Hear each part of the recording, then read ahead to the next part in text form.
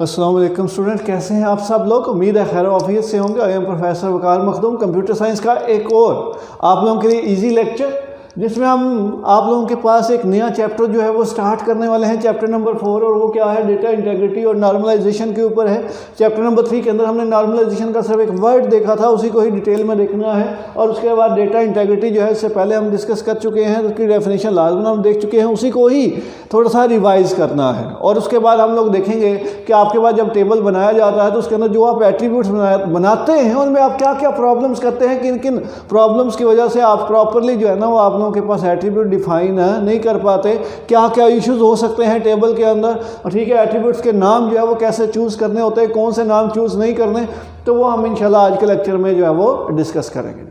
अब यहाँ पे शुरू करते हैं जी। हमारे पास डेटा इंटीग्रिटी, डेटा इंटीग्रिटी को हम पहले भी डिफाइन कर चुके हैं, reliability and accuracy of data. इसका मतलब ये हुआ कि जो भी आप डेटाबेस बनाते हो उसके ऊपर कुछ रूल्स एंड रेगुलेशंस अप्लाई कर दिए जाते हैं, और उन्हीं रूल्स एंड रेगुलेशन का मेन मकसद ये होता है कि इनकमिंग डेटा को चेक किया जाए ताकि कोई बंदा गलत डेटा इंटर ना करे। जैसे फॉर एग्जांपल हम लोगों ने एक एग्जांपल ले ली कि हम लोगों ने क्या किया है कि एम्प्लॉय आईडी जो है ना वो असाइन करनी है। अब अगर रूल्स एंड रेगुलेशन अप्लाई हुए हैं तो क्या होगा कि एक सेम एम्प्लॉय आईडी जो है वो दो एम्प्लॉयज़ को कभी भी असाइन नहीं होगी, और अगर हम असाइन करने की कोशिश भी करेंगे तो हमारे पास क्या आ जाएगा, एरर आ जाएगा। आप लोगों को कहा जाता है कि डेट ऑफ बर्थ एंटर करें। आप में से पहले कोई बंदा मंथ एंटर करता है, कोई डे एंटर करता है, कोई ईयर, लेकिन अगर हमने रूल्स एंड रेगुलेशन अप्लाई किए होंगे तो फिर क्या होगा, सारे लोग सेम ही डेट ऑफ बर्थ जो है ना वो आप डेट ऑफ बर्थ जो है फॉर्मेट में एंटर करेंगे, वो डिफरेंट वेज में एंटर नहीं करेंगे। तो आपके पास डेटा इंटीग्रिटी क्या है, reliability and accuracy of data, और उसकी वजह किसकी मदद से, इंटीग्रिटी कंस्ट्रेंट्स की वजह से, जो कि इनकमिंग डेटा को चेक किया जाएगा। जब रूल्स एंड रेगुलेशन अप्लाई होंगे तो आपके पास कभी भी गलत डेटा एंटर नहीं किया जाएगा। लेकिन आपके पास जो डेटा इंटीग्रिटी है वो आपके पास एक एंटिटी इंटीग्रिटी है और एक रेफरेंशियल इंटीग्रिटी है। एंटिटी इंटीग्रिटी का मतलब ये है कि आप लोगों ने अपने एक टेबल के ऊपर जो है ना क्या करने हैं, कुछ रूल्स अप्लाई करने हैं। अब एक टेबल के कुछ ऊपर रूल्स कैसे अप्लाई करेंगे, तो आप उस टेबल में क्या बना दो, प्राइमरी की बना दो। जब प्राइमरी की बना देंगे तो कुछ रूल्स अप्लाई हो जाएंगे। कौन से रूल्स अप्लाई हो जाएंगे कि आपके पास प्राइमरी की वैल्यू कभी भी नल नहीं होगी, प्राइमरी की वैल्यू आप लोगों के पास हमेशा यूनिक रहेगी, और अगर आपके पास उसे यूनिक आप नहीं रखते तो आपके पास कभी भी आप उसे एंटर नहीं कर सकते। ठीक है, और अगर आप लोगों के पास प्राइमरी की वैल्यू आपको यूनिकली आइडेंटिफाई नहीं कर रही तो आप उसे भी क्या कर सकते हैं, उसका भी इस्तेमाल नहीं करेंगे। देखिए यहाँ पे क्या है, प्राइमरी की जो है उसके अंदर नल वैल्यूज़ नहीं होंगी। प्राइमरी की जो है वो आपको यूनिकली आइडेंटिफाई करेगी, और आपके पास अगर वो यूनिकली आइडेंटिफाई नहीं कर पा रही तो आप लोगों के पास उसके अंदर क्या है, कुछ नल वैल्यूज़ हैं जो कि आप लोगों को हेल्प नहीं कर रहे कि आप लोगों को यूनिकली आइडेंटिफाई किया जाए। तो आप लोगों के पास ये क्या है कि ये एंटी इंटीग्रिटी अटेन करने के लिए हम क्या करते हैं, टेबल के अंदर प्राइमरी की बना देते हैं। जब प्राइमरी की बनाएंगे तो ऑटोमेटिकली प्राइमरी की के सारे रूल्स, सारे उसके क्राइटेरिया जो है वो ऑटोमेटिकली अप्लाई हो जाएगा। और आप लोगों ने देखा होगा कि जब हम चैप्टर नंबर 6 को देखा था तो उसके अंदर भी मैंने क्या किया था, जो भी टेबल बनाया जाता था उसमें प्राइमरी की ज़रूर बनाई जाती थी, और जैसे ही प्राइमरी की बनती थी ऑटोमेटिकली सारे रूल्स उसके ऊपर अप्लाई हो जाते थे। और अगर मैं कोई उन रूल्स को फॉलो नहीं करता था, मैं खाली छोड़ के आगे जाने की कोशिश करता था, तो वहाँ पे मुझे क्या मिलता था, एरर मैसेज जो है वो मिलता था कि भाई ठीक तरह से एंटर करें, आपने ठीक तरह से एंटर नहीं कर दी, या आपने वैल्यू को मिस कर दिया है, आप नल वैल्यू का इस्तेमाल कर रहे हैं एंड सो ऑन।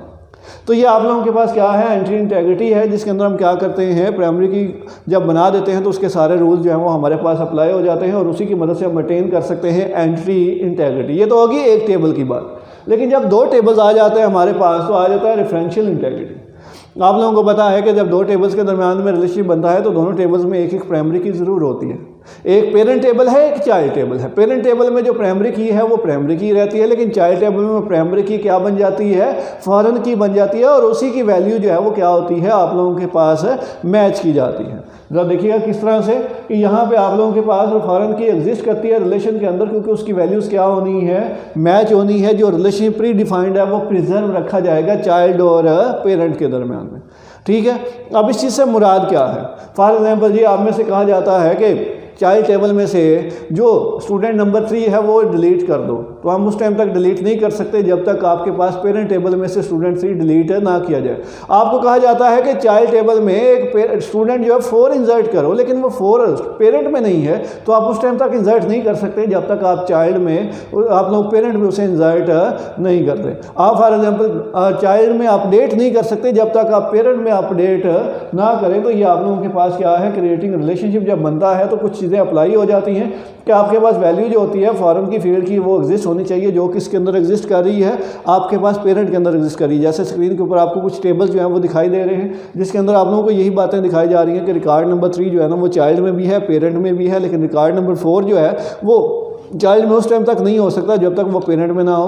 तो आप लोग दूसरी चीज़ क्या है कि रिकॉर्ड को हम डिलीट नहीं कर सकते, वो रिकॉर्ड चाइल्ड से उस टाइम तक डिलीट नहीं होगा जब तक हम पेरेंट से जो है डिलीट ना करें, और हम उसके बाद उसकी वैल्यू को चेंज नहीं कर सकते चाइल्ड में से जब तक हम पेरेंट में से चेंज नहीं करते। तो ये आप लोगों के पास ये सारी चीज़ें किसकी मदद से अटेन होंगी, जब हम क्या करते हैं रेफरेंशियल इंटेग्रिटी बना देते हैं। रेफरेंशियल इंटेग्रिटी में क्या होता है कि एक आपके पास पेरेंट रिलेशन है, जो मेन रिलेशन है, जो डोमिनेंट रिलेशन है, ये डोमिनेंट टेबल है। दूसरा चाइल्ड टेबल है, जो आप लोगों के पास क्या है स्लेव टेबल भी कहा जाता है, वो आप लोगों के पास चाइल्ड टेबल भी कहा जाता है। और रेफरेंशियल इंटेग्रिटी हमेशा किसके दरमियान में होगी, चाइल्ड और आपके पास जो पेरेंट टेबल है उनके दरमियान में जो है ना वो आप लोगों के पास अटेन होगी। लेकिन कब अटेन होगी, जब हम क्या करेंगे, आप लोगों के पास रिलेशनशिप दोनों के दरमियान में डिफाइन कर देंगे। तो हम लोगों ने चैप्टर नंबर जो 6 था उसके अंदर रिलेशनशिप की बड़ी बेहतरीन बात की थी, जिसके अंदर हम लोगों ने 2 टेबल्स को लिया था, उनके दरमियान में रिलेशनशिप जो है वो डिफाइन किया था। तो आप लोगों ने देखा था कि दोनों के दरमियान में लॉजिकल कनेक्शन जो है वो बन गया था।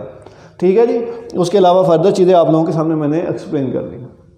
अब आप लोगों के पास इस चैप्टर के अंदर जो दूसरा टॉपिक है वो है नॉर्मलाइजेशन। लेकिन नॉर्मलाइजेशन हमारा बाद का टॉपिक है।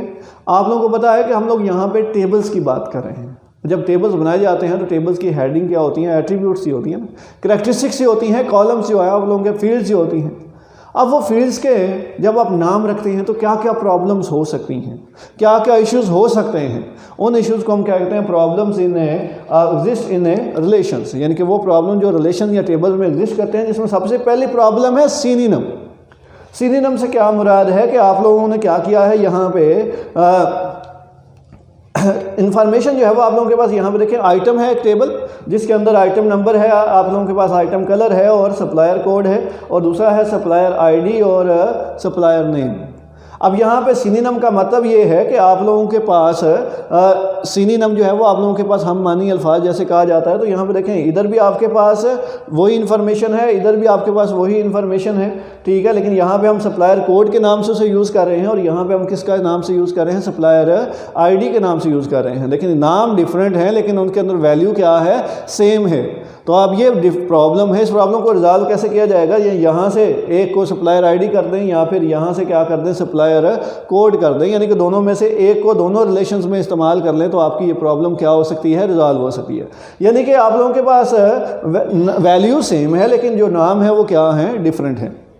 उसके बाद तीसरा आ जाता है जिसे होमोनिम कहते हैं। होमोनिम का मतलब ये है कि आप लोगों के पास एक कस्टमर टेबल है, एक सप्लायर टेबल है, इसमें देखिए कस्टमर आईडी है, कस्टमर नेम है, उसके बाद सप्लायर आईडी है, और यहाँ पे आपके पास ये क्या है, आपके पास यहाँ कस्टमर आईडी और कंपनी नेम, यहाँ पे आपके पास सप्लायर आईडी और कंपनी नेम। अब देखें, सप्लायर की कंपनी और होगी, कस्टमर की कंपनी और होगी, लेकिन आपके पास देखें दोनों हैं डिफरेंट, लेकिन उसके लिए हम नाम क्या यूज़ कर रहे हैं, सेम नेम जो है वो यूज़ कर रहे हैं, ठीक है। जब आपके पास वैल्यूज़ डिफरेंट है तो उनके लिए सेम नाम जो है वो कैसे हो सकते हैं, तो ये एक और प्रॉब्लम है, ठीक है। और उस प्रॉब्लम को रिजॉल्व करने का तरीका ये है कि आप जो भी टेबल यूज़ कर रहे हैं उसका जो पहला, जैसे customer CUS underscore company name SUP underscore company name, तो इससे वाज़ेह हो रहा है कि ये एट्रीब्यूट कस्टमर, ये सप्लायर का है और ये किसका है, कस्टमर का है। तो आप लोगों के पास सेम नेम, डिफरेंट तरह की वैल्यूज़ के लिए, डिफरेंट तरह की वैल्यूज़ के लिए आप लोगों के पास, यानी कि क्या 2 प्रॉब्लम जो अभी हमने डिस्कस की हैं, जिसमें हम लोगों ने क्या किया है कि डिफरेंट नाम है लेकिन वैल्यू सेम है।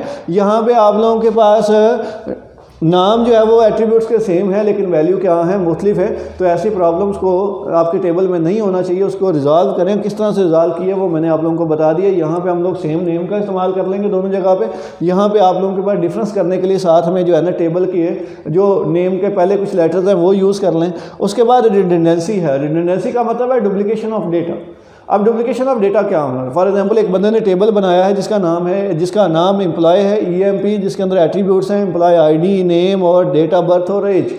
अब देखिए डेट ऑफ बर्थ अगर है तो आप एज निकाल सकते हैं, ठीक है। डेट ऑफ बर्थ है तो हम क्या कर सकते हैं, अब एक ही इन्फॉर्मेशन आपके पास 2 जगह पे पड़ी हुई है, ठीक है, यहाँ पे भी आपके पास वही इन्फॉर्मेशन है, यहाँ पे भी वही इन्फॉर्मेशन है। जब एक से ज़्यादा जगह पे सेम इन्फॉर्मेशन होती है तो उसे हम क्या कहते हैं, रिडंडेंसी का नाम दिया जाता है।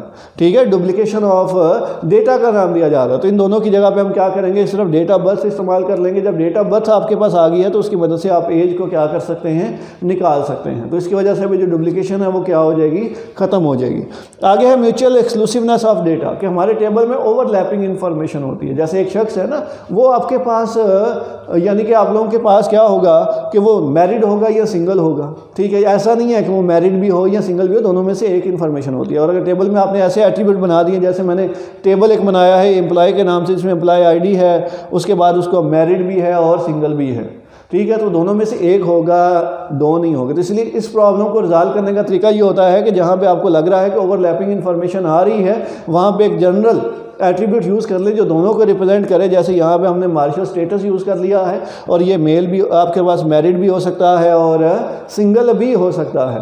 तो ये आपके पास क्या है, कस्टमर जो आपके पास इस्तेमाल करने वाला है उसके लिए आसानी है, फाइंड करने के लिए, चीज़ों को निकालने के लिए भी आसानी रहेगी। तो इसलिए कहा जाता है कि म्यूचुअल एक्सक्लूसिवनेस ऑफ डेटा भी नहीं होना चाहिए, जिसमें ओवरलैपिंग इन्फॉर्मेशन हो। ठीक है, जिसमें क्लियर ना हो कि कौन सी इन्फॉर्मेशन है, तो वो भी आपके टेबल का हिस्सा, ऐसे एट्रीब्यूट्स भी नहीं होने चाहिए। तो ये कुछ प्रॉब्लम थी जो हमारे पास एग्जिस्ट कर रही थी जब हमने जो है ना टेबल को बनाने की कोशिश की है। कुछ प्रॉब्लम्स आ गई। अब उन प्रॉब्लम्स को रिजॉल्व जो है ना वो किस तरह करना था वो आप लोगों के सामने डिस्कस हो चुका है। उम्मीद है कि ये बातें आप लोगों को समझ आ गई होंगी। तो इनको ध्यान से समझें, अंडरस्टैंड करें और उसके बाद गौर से बुक से पढ़ें, तो आप लोगों को ये मज़ीद अगर कोई पॉइंट रह जाए तो वो क्लियर हो जाएगा। और अगर फिर भी ना क्लियर हो तो क्वेश्चन करें ताकि आप लोगों को उसका आंसर दिया जाए। लेकिन इसके बाद वाले लेक्चर में जो हम लोगों ने पढ़ना है वो है नॉर्मलाइजेशन। लेकिन उस नॉर्मलाइजेशन पे जाने से पहले हम बात करेंगे डेटा अनॉमलीज की। डेटाबेस अनॉमलीज, अनॉमलीज कहते हैं डेटाबेस में वो प्रॉब्लम जो एग्जिस्ट कर सकती हैं, जो अक्कर हो सकती हैं, लेकिन कब अक्कर होगी, जब हम डेटा को इंसर्ट करने की कोशिश करेंगे अपडेट करने की या डिलीट करने की। इस चीज़ से मुराद क्या है, इसका डिटेल इंशाल्लाह नेक्स्ट लेक्चर में होगा। लेकिन सिर्फ अभी यहाँ के लिए इतना ताकि आप लोगों को पता हो कि हम आगे क्या पढ़ने वाले हैं। इंसर्शन का मतलब ये है कि आप लोगों ने रिकॉर्ड इंसर्ट करना है स्टूडेंट का, तो उसके साथ आपको टीचर का भी इंसर्ट करना पड़े, उसके साथ आपको मैनेजमेंट का भी इंसर्ट करना पड़े। इंसर्ट करना था स्टूडेंट का, लेकिन इंसर्ट कौन सा करना पड़ा है, टीचर्स का भी और मैनेजमेंट का भी। ठीक है, तो ये इंसर्शन अनॉमली है। इंसर्शन के दौरान हमारा इशू आ रहा है। ठीक है, उसके अलावा अगर आप डिलीट करते हैं, आपने रिकॉर्ड डिलीट करना था स्टूडेंट का, लेकिन उसके साथ टीचर का भी डिलीट हो गया, मैनेजमेंट का भी डिलीट, यानी कि हर एक रिकॉर्ड डिलीट हो गया, तो वो आपके पास क्या है, डिलीशन अनॉमली है। आप लोगों ने एक जगह पे डिलीट करना था, वो मल्टीपल जगह पे डिलीट हो गया। ठीक है, और अपडेशन का मतलब यही है कि आप लोगों ने एक जगह पे अपडेट करना था, लेकिन वो एक जगह पे अपडेट नहीं हुआ, बल्कि मल्टीपल जगह पे वो क्या हो गया है, अपडेट हो गया। और वहाँ पे भी हो गया जहाँ पे आपको रिक्वायरमेंट नहीं थी। तो आप लोगों के सामने नेक्स्ट लेक्चर में एक टेबल्स कुछ ऐसे मामला के साथ आप लोगों को ये बात एक्सप्लेन करने की कोशिश की जाएगी, ताकि आप लोगों को ये चीज़ समझ आ जाए कि इंसर्शन टाइम क्या इश्यूज आते हैं, डिलीशन टाइम क्या इश्यूज आते हैं, अपडेशन टाइम क्या इश्यूज आते हैं। ठीक है, और जब आप इंसर्शन अपडेशन डिलीशन हो रही होती है तो क्या क्या प्रॉब्लम्स अराइज होते हैं और उन्हें कैसे ख़त्म किया जाएगा, वो आपके कमिंग लेक्चर में इंशाल्लाह हम लोग डिस्कस करेंगे। इसलिए इस लेक्चर को यहाँ तक, लेकिन अनॉमलीज वाले टॉपिक को लाजमन पढ़ लीजिएगा ताकि आप लोगों को पता हो कि आगे क्या होने वाला। उम्मीद है कि यहाँ तक आप लोगों को बातें समझ आ गई होंगी। जो शॉर्ट क्वेश्चन आप लोगों के सामने आए हैं, जो आप लोगों के पास बातें सामने आई हैं, जो आप लोगों के पास एग्जाम्पल्स आई हैं, उम्मीद है कि आप लोगों को समझ आ गई होंगी। लेकिन दोबारा से कह रहा हूँ, ये टॉपिक इंतहाई ईजी है, इसको समझना अंडरस्टैंड करना बड़ा आसान है, लेकिन शर्त ये है कि आप लोगों ने ध्यान से पढ़ लेना है। ये थोड़ा सा कंसेप्चुअल है और अगर आप ध्यान से पढ़ेंगे तो आपके लिए कोई इशू पेश नहीं आएगा। ठीक है जी, अपनी दुआओं में याद रखिएगा। अल्लाह हाफिज़।